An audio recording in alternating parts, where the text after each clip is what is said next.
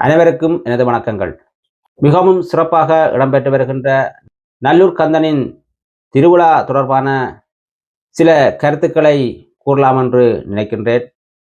இதுவரைக்கும் நான் இந்த நல்லூரில் கண்டுகொண்ட மிகவும் அதிசயமானதும் மனம் குளிரக்கூடிய சம்பவங்களாகவும் இந்த நல்லூர் கந்தன் ஆலயத்தில் இடம்பெறுகின்ற நிகழ்வுகளை பார்க்கும்போது மிகவும் மனம் பூரிப்படைகின்றது. அதாவது இங்கே நல்லூர் கந்தனை பார்வையிடுவதற்காக இன மத பேதங்களின்றி அங்கு வருகின்ற அடியார்களையும் வருகின்ற மக்களையும் நாங்கள் பார்க்கும்போது அனைத்து இனத்தையும் அனைத்து சமூகங்களையும் ஒன்றிணைக்கும் ஒரு ஆலயமாக நல்லூர் கந்தன் திகழ்கின்றான் என்பதை நினைக்கும் போது யாழ் மண்ணுக்கே பெருமை சேர்க்கின்ற இந்த யாழ் மண்ணின் மத்தியில் இருக்கின்ற இந்த முருகப்பெருமானின் அற்புதங்களை காணுகின்ற ஒரு பாக்கியமாக யாழ்ப்பாணம் திகழ்கின்றது என்பதை நினைக்கும் போது அங்கு நீங்கள் பாருங்கள், சிங்கள மக்கள் வருகிறார்கள், சிங்கள பௌத்த துறவிகள் வருகின்றார்கள், சிங்கள பல்கலைக்கழக மாணவர்கள் வருகிறார்கள், வெளிநாட்டு வெள்ளை இனத்தினர் வருகிறார்கள். அந்த இடத்தில் எந்த விதமான இனத்துவசங்கள் இல்லை, எந்த விதமான மதத்துவசங்கள் இல்லை. நாம் ஒன்றை கவனித்துக் கொள்ள வேண்டும். ஒரு ஆலயம் அனைவரையும் ஒன்றாக்கி எல்லோருக்கும் மனங்கள் தூய்மையாகும் போது அனைத்து விருப்பு வெறுப்புகளையும் மறந்து ஒரு கடவுளின் சன்னிதானத்திலே அனைத்தையும் மறந்து நாங்கள் வணங்குகின்ற அந்த காட்சிகளை பார்க்கும் போது இதை ஏன் ஆலயத்துக்கு வெளியால் கொண்டு செல்ல முடியாது? இந்த புரிந்துணர்வுகள் ஏன் எங்களிடம் தோன்றவில்லை? இந்த மக்கள் மீது அரசியலை புகுத்தி ஒரு இனத்துவசங்களை வளர்த்து கொண்டிருக்கும் அரசியல் தான் எம்மை பிரித்து வைத்திருக்கின்றது. இங்கு கடவுளும் பிரிக்கவில்லை, மதமும் பிரிக்கவில்லை, அரசியல் ஒன்றே இங்கு பிரித்து எம்மை ஆளுகின்றது. அனைவரும் ஒரு மனிதர்களாக வாழுகின்ற நிலை இல்லாமல் நாம் அரசியலுக்குள் புதைந்திருக்கின்றோம். இந்த நல்லூர் கந்தனின் ஆலய வளாகத்திலே இடம்பெறுகின்ற நிகழ்வுகளை பார்க்கும்போது எமது மனங்கள் சற்று மௌனமாக இருக்கின்றன. அங்கு பாருங்கள், போலீஸ் அதிகாரியாக இருந்தாலும், இராணுவ அதிகாரியாக இருந்தாலும், ஒரு புத்த பிக்குவாக இருந்தாலும், சிங்கள மக்களாக இருந்தாலும் அந்த ஆலயத்தின் கட்டுப்பாடுகளை மதித்து ஆலயத்தில் வழிபடுகின்ற சூழலை பாருங்கள். அதே போன்று எமது மக்களும் கதிர்காமம் செல்லும் போது கதிர்காம முருகனுக்கு அருகாமையில் இருக்கின்ற பௌத்த கோயிலுக்கு நாமும் சென்று வழிபடுகின்றோம். அங்கும் நாங்கள் அர்ச்சனைகளை செய்கின்றோம். அங்கு எமக்கு இனம் தெரியவில்லை, மொழி தெரியவில்லை, அனைவருமே பக்தி பரவசத்துடனேயே ஆலயத்தை வழிபட்டு வருகின்றோம். அங்கு எமக்கு இனம் மதம் குலம் எதுவுமே தெரிவதில்லை. நாங்கள் ஆலயங்களை விட்டு வெளியே வரும்போது அனைத்தையும் மறந்து விடுகின்றோம். அங்கு காண்கின்ற காட்சிகளை மறந்து விடுகின்றோம். எமக்குள் விதைக்கப்பட்ட அரசியலுக்குள் நாங்கள் சென்று விடுகின்றோம். இதுதான் உண்மையான நிலை. நாங்கள் அரசியலை வெறுக்கவில்லை, ஆனால் மக்களை மக்கள் விரோதிகளாக பார்க்கின்ற ஒரு நிகழ்வை மாற்றி அமைக்க வேண்டும் என்பதே எனது கருத்தாகவும் இருக்கின்றது. ஆகவே இந்த நல்லூர் ஆலயத்தில் ஒரு புதுமை இருக்கின்றது, ஒரு மகிமை இருக்கின்றது. அந்த ஆலயத்துக்கு ஒரு வரலாறு இருக்கின்றது. அந்த யாழ் மண்ணுக்கு அந்த ஆலயத்தின் பெருமை இருக்கின்றது என்பதுதான் இங்கு நாங்கள் குறிப்பிட விரும்புகின்றேன். நன்றி, வணக்கம். வணக்கம். நல்லூர் கந்தசாமி கோயிலில் உங்களை சந்தித்ததில் மிக்க சந்தோஷமாக இருக்குது. அதுவும் நான் இதால் எதேர்ச்சியாக போய்கொண்டிருக்க நீங்கள் தமிழில் உரையாடினார். நான் முதலே யோசிக்கிறேன், வளமையாக நாங்கள் பௌத்த மதகுருமார்களை சந்திச்சிருக்கிறேன், நிறைய பேரை நான் நேர்காணல் எடுத்திருக்கிறேன். முழுக்க எனக்கு ஓரளவு சிங்களம் தெரியும் என்றபடியாக சிங்களத்தில் கதைச்சு எடுத்திருக்கிறேன். நீங்கள் இப்படி புதிதாக இப்படி வந்தோடனே எனக்கு ஒரு வியப்பாக இருந்தது. அதை பற்றி முதல் சொல்லுங்கள். என்ன மாதிரி உங்களுக்கு இந்த தமிழ், எங்களுடைய தமிழானது உங்களுக்கு முதல் தெரிய கதைக்கு எப்படி உங்களால் முடியுது? பல நாடுகளில் பல மொழிகள் இருக்கின்றது. பாரத தேசத்தை எடுத்துக்கொண்டால் பல மொழிகள் இருக்கின்றது. ஆனால் உலகத்திலே சிறந்த நாடு இலங்கை. இந்த இலங்கையிலே முதன்மை மொழி 2 மொழி. எனக்கு என் 2 கண்கள் எப்படி முக்கியமோ அதே போல் இலங்கையிலே உள்ள இந்த 2 மொழிகள் முக்கியம். தமிழர்கள் சிங்களம் படித்து சிங்களவர்கள் தமிழ் படித்திருந்தால் ஒரே குடும்பமாக வாழ்ந்திருக்கலாம். நான் சிறு வயதிலிருந்து நினைத்தது என்னவென்றால், பல நாடுகளில் போய் வாழ்வதை விட இலங்கையிலே சுதந்திரமாக வாழ வேண்டுமாக இருந்தால் எனக்கு ஆங்கிலம் தேவையில்லை, எனக்கு தமிழும் சிங்களமும் தேவைப்படுகின்றது. அதை சிறு வயதிலிருந்து தொடர்ந்து வந்ததால் இன்று இலங்கையிலே தமிழ் மொழியிலும் சிங்கள மொழியிலும் பேசுகின்றேன். அன்பை விதைத்திருக்கின்றோம். சமூகத்திலிருந்து எமக்கும் அன்பு மட்டும் கிடைத்திருக்கின்றது. நிச்சயமாக உங்களுடைய அந்த தமிழை கேட்க நாங்கள் ஒரு தமிழில் உரையாடுற மாதிரி அதே மாதிரி நீங்கள் சிறு வயதிலிருந்து படித்த நீங்களா, இல்லாட்டி அதை என்ன மாதிரி கற்றுக்கொண்ட நீங்கள்?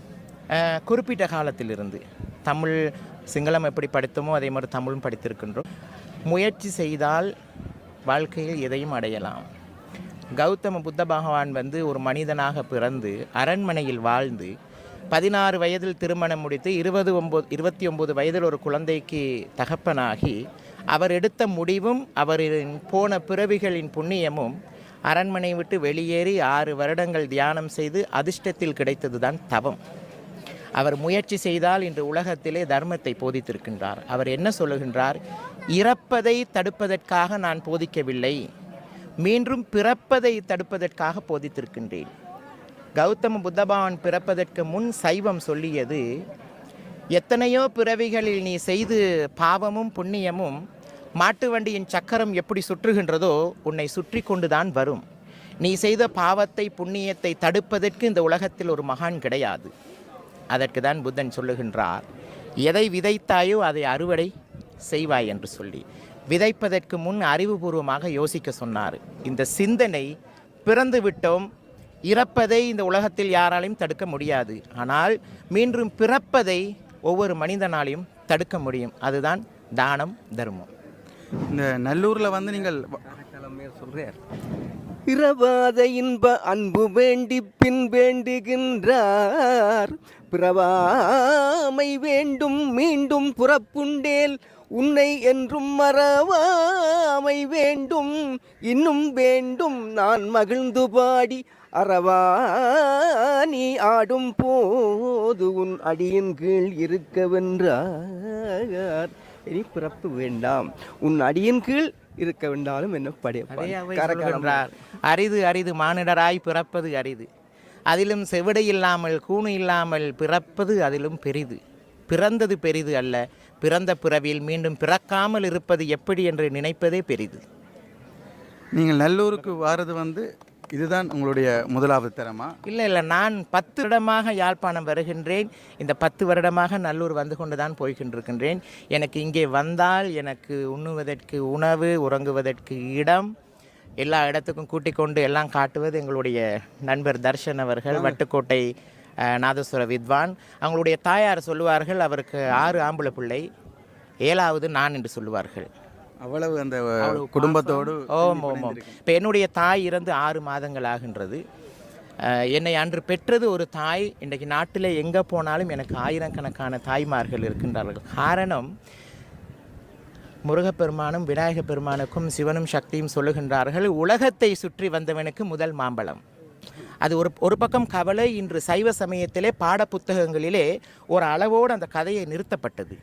அதை நிறுத்தக்கூடாது, அதை தாண்டி போதிக்க வேண்டும். அப்பொழுது முருகப்பெருமான் மயில் மீது உலகத்தை சுற்ற சென்ற போது விநாயகப் பெருமான் சிவனையும் சக்தியும் அழைத்து அவரை சுற்றி வரும்போது சிவன் கேட்கின்றார், எதற்கு மகனை எங்களை சுற்றுகின்றார்? எனக்கு உலகம் நீங்கள் தானே தாய் தந்தையரே என்று சொல்லி.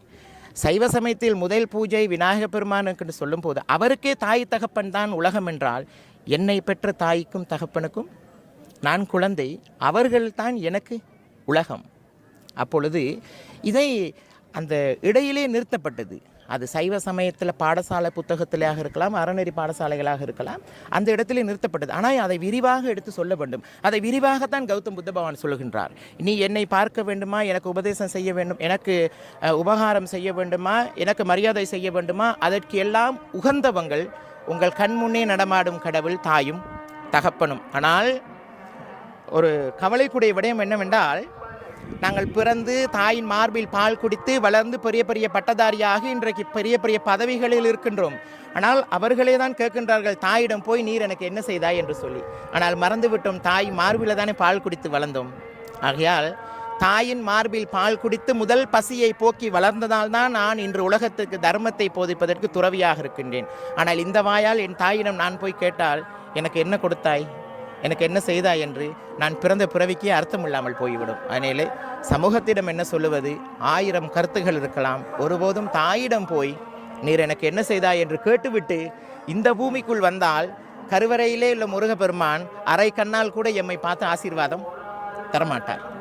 அதான் நான் முதல் கேட்டேன். இறைவனை சந்தோஷப்படுத்துவதற்கு நீங்கள் இங்கே வந்து என்ன செய்ய போகிறீர்கள்?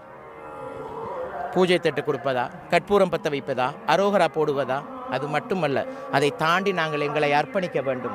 கண்களில் நல்லதை பார்க்க வேண்டும், காதில் நல்லதை கேட்க வேண்டும், வாயில் நல்ல வார்த்தைகள் பேச வேண்டும், மதம் கடந்து மனிதநேயத்தோடு வாழ வேண்டும். அப்பொழுதுதான் இறுதி ஆத்மா விமோச்சனத்திற்கு போகும். இல்லை என்றால் மீண்டும் பிறக்க வேண்டி வரும். இறந்த பிறகு ஆத்மா கைலாசம் போக வேண்டுமா, வைகுந்தம் போக வேண்டுமா, விமோச்சனம் அடைய வேண்டுமா என்பதை இறைவன் தீர்மானிப்பது அல்ல, அதை நீங்கள் தீர்மானிக்க வேண்டும். காரணம், உங்களுடைய ஆன்மா எங்கே போக வேண்டும் என்று நீங்கள் தானே தீர்மானிக்க வேண்டும், அதை இறைவன் தீர்மானிக்க மாட்டார். ஆனால் நிறைய பேர் நினைக்கின்றார்கள் இறந்த பிறகு தான தர்மங்கள் கொடுத்தால் அந்த ஆத்மா சாந்தி அடையும் என்று சொல்லி. கிடையாது. நீங்கள் வாழும் போது என்ன செய்தீர்களோ அது மட்டுமே இறுதி உங்கள் கூட வரும். அதை தாண்டி வேற எதுவும் வராது. நீங்கள் என்ன கேட்க ஆசைப்படுறீங்க? மானுட ஜென்மம் எங்களுக்கு தெரியாமல் அப்பாற்பட்ட நிலையில் சக்தி ஒன்று இருக்கு. அம்பாள் அகில உலகத்துக்கும் ஒரு தாய். இது மானுட ஜென்மங்கள் 10 மாதம் பிள்ளையை பெற்று வளர்த்து எடுத்து மருதிலே அறிவியலோடு சொல்லி தாளாட்டி அந்த குழந்தைகளுக்கு நல்வார்த்தைகளை சொல்லி கொடுக்காமல் இப்ப நவீன காலத்தில் இந்த பாடசாலைகள் அதிகரித்தது, அறநெறி பாடசாலைகள் குறைந்தது. அறநெறி பாடசாலை, ஒரு அறநெறி பாடசாலை மூடும்போது 1000 ஜெயில் கதவுகள் திறக்கப் போகின்றது. ஒரு அறநெறி பாடசாலை ஆரம்பிக்கும் போது 1000 ஜெயில் கதவுகள் மூடப்படுகின்றது. அப்பொழுது இது எல்லாத்துக்கும் காரணம், படித்த பட்டதாரிகள் அதிகம், படித்த அறிவாளிகள் குறைவு. சரி, நான் கேட்கல. நீங்கள் எங்கே இருந்து வாரீங்கள்? இலங்கையில். நான் பிறந்தது நுவரெலியா மாவட்டம் பொகவந்தலாவ, இருப்பது சபரகமுக மாகாணம். ஆனால் நாடோடி மன்னனை போல் நாடு பூராக சுற்றி கொண்டு வந்து கொண்டிருக்கின்றேன். காரணம், ஒரு துறவி என்பதால் நான் ஒரு இனத்திற்கோ ஒரு மதத்திற்கோ சொந்தமானவன் அல்ல. நான் பொதுவாக ஒரு மனிதன். துறவி என்பவர் பொதுவானவர். அவருக்கு தேவைப்படுகின்றது உடுத்துவதற்கு காவி, 2 நேரம் உண்ணுவதற்கு உடை. அதை தாண்டி வேற ஒன்றும் தேவையில்லை. நீங்கள் கற்ற பாடசாலை? நான் இந்தியாவிலையும் படித்திருக்கின்றேன், சபரகம் மாகாணத்திலும் படித்திருக்கின்றேன், நுவரெலியா மாவட்டத்திலும் படித்திருக்கின்றேன். பாடசாலைக்கு போய் கற்றுக்கொண்டதை விட என் தாயிடமும் சமூகத்திடமும் கற்றுக்கொண்டது அதிகம். உங்கள் தாய்மொழி? எனக்கு 2 கண்கள் எப்படி முக்கியமோ 2ம் என் தாய்மொழி தான். உலகத்தில் பெரியது என்று கேட்கின்றார்கள் பாருங்கள். உலகத்தில் பெரியது என்று சொல்லும்போது அவையா சொல்லுகிறார், பெரிது கேட்கும் எதிர் வேறோ பெரிது பெரிது புவனம் பெரிது, அதிலும் பெரிது நான்முகன் படைப்பு, நான்முகனோ திருமாலுந்தி உதைத்தோர், திருமாலோ அலைகள் துயிலோன், அலைகளோ குருமுனியின் கைகலக்கம், குருமுனியோ கலசத்தில் பிளந்தோர், கலசமோ பூமியின் சிறுமன், பூமியோ அரவத்தின் ஒருதரைப்பாரம், அரவமோ உமியவள் மோதிர சிறுவிரல், உமியவளோ இறைவனெடுப்பா தொடுக்கம், இறைவனோ தொண்டருக்குள்ளவன், தொண்டரும் பெருமை சொல்லவும் பெரிதன் சொல்கின்றார். ஆகவே உங்கள் தொண்டு பெரிய தொண்டு, அது மகத்தான தொண்டு. இதுதான் மனிதர்கள் வாழக்கூடிய ஒரு தொண்டாக இருக்கிறது. நீங்கள் வேறொரு சமயத்தில் இருந்து கொண்டு எங்களுடைய பரம்பொருளான அனைத்துகளையும் நீங்கள் கூறுகின்றார்கள். எங்களில் இருக்கிறவர்கள் இதை பற்றி தெரியாமல் போகிறது என்றுதான் எங்களுக்கு சரியான கவலையாக இருக்கிறது. என்ன சொன்னாரோ, திருவள்ளுவர் என்ன சொன்னாரோ, ஔவை என்ன சொன்னார்களோ, இதுகளெல்லாம் நாங்கள் அதிகமாக படித்திருந்தாலே வாழ்க்கை சிறப்பாக இருந்திருக்கும். விவேகானந்தரை பற்றி படித்தோம், ஆனால் விவேகானந்தரை போல் யாரும் மாறவில்லையே. ஆகவே விவேகானந்தரை பற்றி படித்தோம், எத்தனை பேர் விவேகானந்தராக மாறினார்கள்? இங்கே வேறு தேரடி செல்லப்பா வாழ்ந்தார், அவர் மாதிரி வாழ்ந்தார்களா? இந்த யோசுவாமி கடைசுவாமி வாழ்ந்தார், அவர் மாதிரி வாழ்கிறார்களா? எல்லாம் எங்கள் சமயத்தை வளர்க்கணும். அதாவது என்னத்தை சொன்னால் நாங்கள் நல்ல ஒரு வாழ்க்கையை சரிபட வாழ வேண்டும் என்றது, ஒரு நியாயமான ஒரு வாழ்க்கையில் இப்படித்தான் வாழ வேண்டும். அதை இதிகாசங்கள் புறாங்கள் எல்லாம் நடந்தது நடக்குகின்றது இல்லை. மனிதன் வந்து வாழ வேண்டும், இவ்வாறு வாழ்ந்தால் நாங்கள் நல்லதாக வாழ்ந்து போவோம் என்றதில்தான் அந்த இந்த இதிகாசங்கள் புறாங்கள் எல்லாம் வந்தது. பஞ்சபாண்டவர் வாழ்ந்தது, ராமாயணம் வாழ்ந்தது, எல்லாம் நடந்ததோ நடக்கலையோ அதான் மனித வாழ்க்கையில தத்துவங்கள். விதி என்று ஒன்று இருக்கிறல்லவா, விதி விளையாடியதால் தான் மகாபாரதம் போர் நடந்தது. மகாபாரதம் போர் நடக்கும்போது பஞ்ச பாண்டவர்களுக்கு சாரதியாக இருந்தது யார்? மகாவிஷ்ணு அல்லவா, கடவுள் தானே. யுத்தத்தை நிறுத்தியிருக்கலாம் அல்லவா, உயிர்கள் கொள்ளுவதை நிறுத்தியிருக்கலாம் அல்லவா, ஆனால் முடியாது. உலகத்திலே விதி என்றொன்று இருக்கின்றது. அது இறைவனாக இருந்தாலும் மனிதனாக இருந்தாலும் என்னெல்லாம் நடக்க வேண்டும் என்று இருக்கின்றதோ அதெல்லாம் நடந்து கொண்டு தான் இருக்கும். அதை யாராலையும் தடுக்க முடியாது. விதி விளையாடியதால் பஞ்ச பாண்டவர்களுக்கும் தேரோட்டியாக சாரதியாக இருக்க வேண்டியது மகாவிஷ்ணு என்பதுதான் விதி. ஆகையால் விதி என்னவோ அதன்படி நடக்கும். நடந்தவையாக இருக்கட்டும். இனிமேல் நடக்க போறதை பற்றி யோசிப்போம். எங்களுடைய தமிழ் உறவுகளுக்கு எங்களுடைய தமிழ் உறவுகளுக்கு நீங்கள் என்ன சொல்ல ஆசைப்படுறீங்க? அதான் சொன்னேன், நடந்தவையாக இருக்கட்டும். இனிமேல் நடக்க போறதை பற்றி பார்ப்போம்.